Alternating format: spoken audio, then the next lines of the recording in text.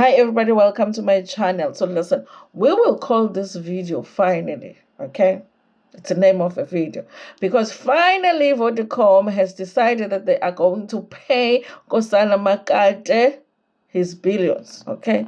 Because they've been trying to get away with not paying this guy his money, okay? So Gcina Mkhize is a man, well, he's a little bit grown now, but he was a young man at the time that founded the whole please call me concept, okay? And Vodacom took it and made it their own. And when he went to court now to say, listen, you need to pay me for this, okay? My brains are not free over here. They did not want to do it. So finally, you guys, Vodacom and Gcina Mkhize have settled out of court, okay? So we're going to read a little bit of that article. But also, finally, you guys, remember yesterday I did a video to say that our King Mrs. Zulu, was going back to Kamayeni to marry her, okay? So finally, the wedding has happened, okay? But apparently they were asking the king ukuthi idanse emshadweni inkosi yathi hayi imani kancane yanqaba ukudansa. He refused to dance at his own wedding. He was like, listen, we are still going to do the traditional wedding. Why must I dance here and then dance there? Let me dance at once, okay? Yes, he refused to dance at his own wedding, okay? He's a king, he can refuse. And also, you guys, I just want to ask a question. When are we finally going to really help Miss Gcina Mkhize to realize that this fight that she is fighting is a losing battle, okay? Because recently she decided to write a letter to the president and she's looking for her father. Okay, she said, listen, I'm having some problems here. I'm getting evicted from this house that I was supposed to pay for and did not pay for. And now I need you, President, to find my father so that he can help me. I was like, listen, I don't understand, okay? But we're going to find out what's happening with that. Remember, Gcina trended, okay? Gcina trended a lot when she was getting evicted. She had she took some videos and posted on social media saying that she was getting evicted from her house and that she had people illegally living at her house. But then when you follow the story, the guy was like, no, I bought the house at an auction, okay? She had missed some payments and the bank report the house and they sold it at an auction, and she did not want to move out of the house. And even friends were saying, just move out, you can find another place. But she did not, she refused, okay?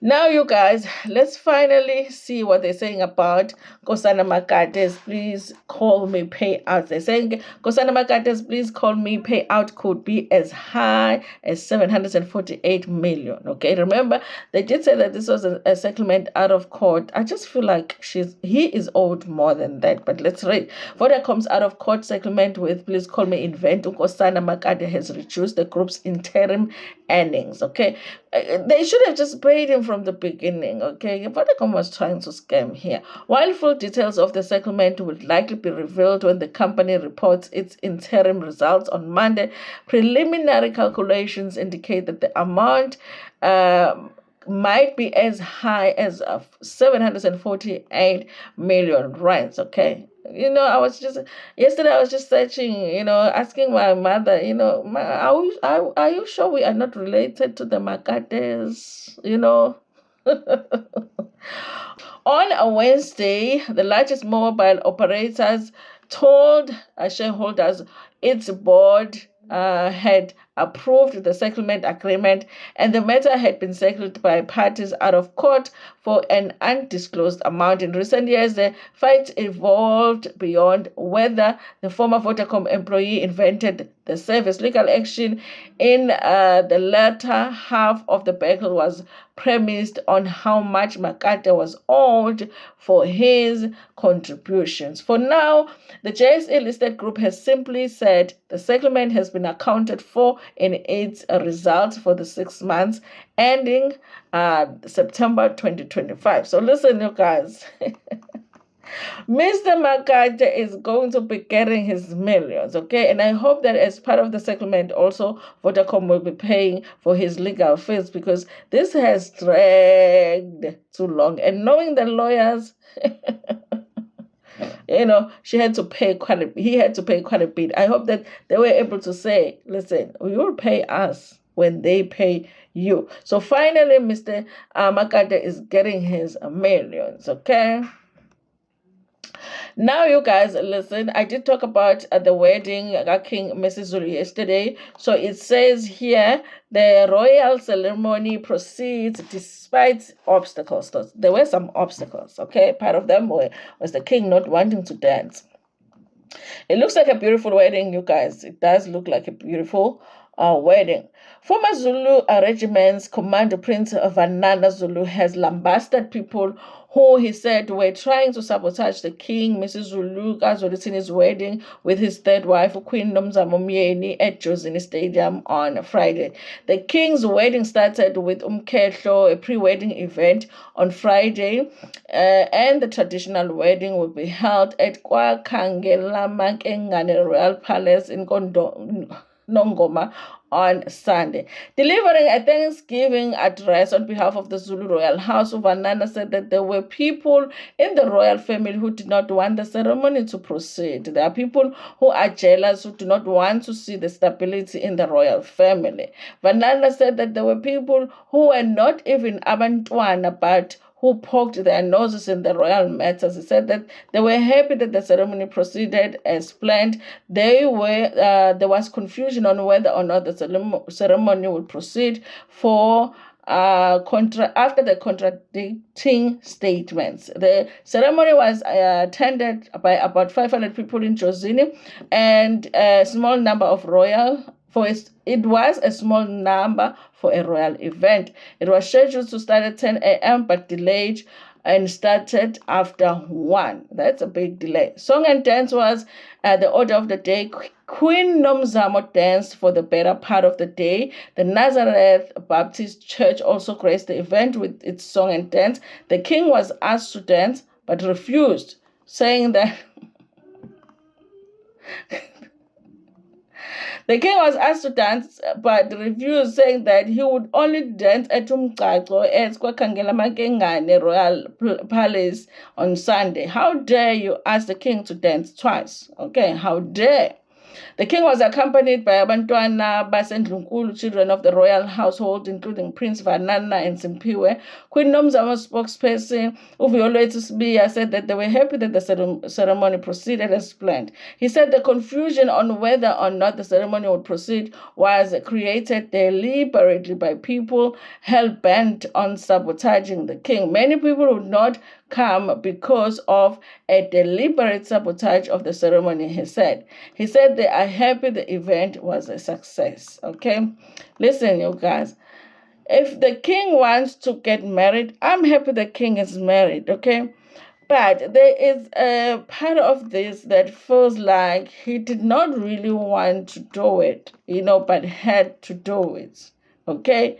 I don't know if I'm the only one that feels like that. Also, you guys, I don't know. I'm like, girl. You understand me? I'm just like, Okay, but congratulations to the king and his new wife. Somebody was asking in the comment section of the last video who the first wife is. It is still Queen Kamayisela. Okay, the one that I said, listen, even if he marries the others, but my queen is King Kamayisela because I just like her. Okay. Now let's talk about Gcina Mkhize, guys. Actress Gcina Mkhize pleads with president to help her find her father. I don't know, you guys. This whole thing sounded like she's like, listen, help me find my father so that my father can pay the overdue child maintenance to me so that I can pay for this house over here. But that wasn't the case, okay? Former Isibaya actress Gcina Mkhize has made emotional public appeal to the president, Cyril Ramaphosa, seeking his assistance in locating her estranged father, Advocate Bongani Christopher Majola, the former chairperson of the South African Human Rights Commission. In a heartfelt letter addressed to the president, Mkhize, who captured the nation's attention for her roles on the popular Mzansi Magic telenovela and other television projects, expressed their desperation or her desperation as she faces an imminent eviction that could leave her and her children homeless. It's been over 20 years since I last spoke to my father. Okay, says Mkhize. I am facing critical situation that requires his attention and support. Without access to quality legal representation, my children and I are at risk of becoming homeless. Mkhize said her repeated attempts to reach Advocate Majola through his wife and former colleagues have been unsuccessful. And do you know where he is? Now, with her legal battle approaching, she has turned to the country's highest office. This is her last attempt to reconnect with her father. She wants to seek guidance from the man who once championed justice and human rights in South Africa. As a respected leader and advocate for justice, I believe you understand the importance of family and the impacts that prolonged absence can have on one's life, she wrote to the president. It's not that I can't see you guys. You see me feeling. I'm just like, Gcina, is she okay? Like, is she okay? Like, for real, is she okay? I know she's going through a lot, but the way that she's handling this situation, I implore you to consider my plea and assist in locating my father and guiding me on the next step to take, okay?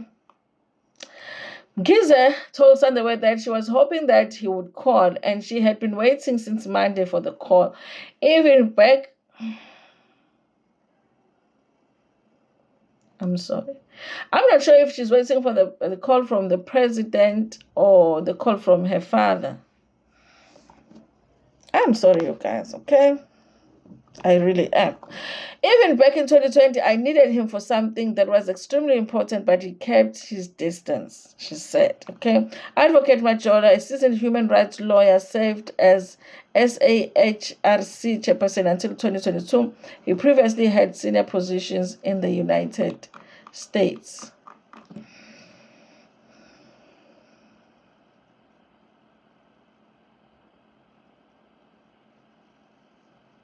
I don't know. I think the last video that I did about Gcina Mkhize, I said that, her close friends need to come together and make her see the situation. I don't know, you guys.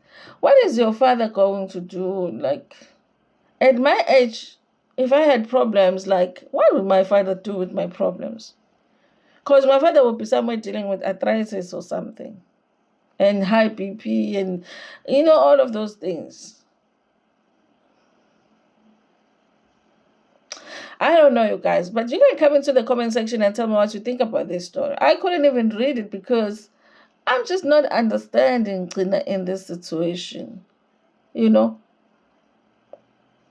I know that the whole process of banks repossessing houses and selling them at auctions, people have been saying there is a legal issue that they are not handling that process correctly. It's something that needs to be looked at. However, you guys, sister, find another place, go back home. I know that there was somebody that had said they were a family member and they had asked her to come home and she did not want to come home. I'm like confused by, calling the president to find your father. Like she should have called at alcohol or something, or Kumbule Kaya, or there's another one on Mzansi Magic, a new one where people are looking for their fathers or their lost relatives.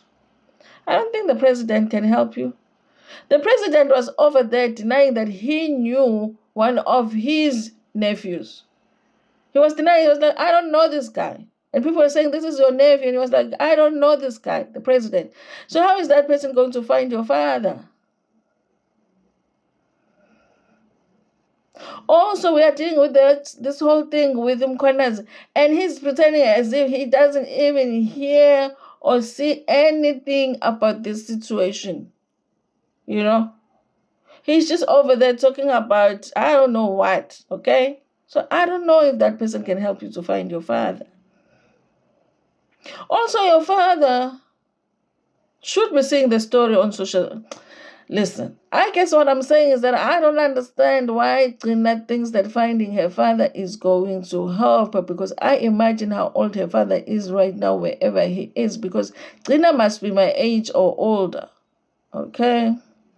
Anyway, you guys, thank you so much for watching this video. Tell me what you think about this in the comment section, because I can't even think, because I'm confused. Okay.